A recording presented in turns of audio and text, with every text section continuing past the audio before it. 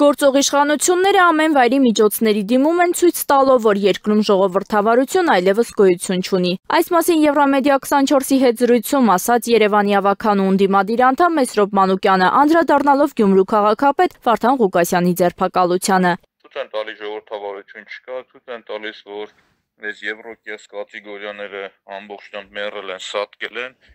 Ու ցույց են տալիս, որ այս բեսպիդելի դաշտ է դառը։ Մի օր չզարմանաք, որ մարդիկ փողոցներում իրար նկատմամբ հաշվի արդար տեսնեն։ Խիստ դատապարտում եմ, ամենավերջին ստորությունն է Վարդան Ղուկասյան անձի նկատմամբ, ամենավերջին ստորությունն է գյումրեցիների նկատմամբ եւ էսի պիտի իր համապատասխան գնահատականը ստանա։ Հիշեցնենք, որ հակակոռուպցիոն կոմիտեից հայտնել են Գյումրու համայնքապետարանում իրականացվում են քննչական գործողություններ։ Ըստ տարբեր լրատվամիջոցների քաղաքապետ Վարդան Ղուկասյանը ձերբակալվել է, իսկ նրա օգնականի խոսքով շուրջ 60-ից 70 իրավապահներ են ներխուժել քաղաքապետարան, պառկեցրել Ղուկասյանին հատակին եւ այդ կերպ ձերբակալել։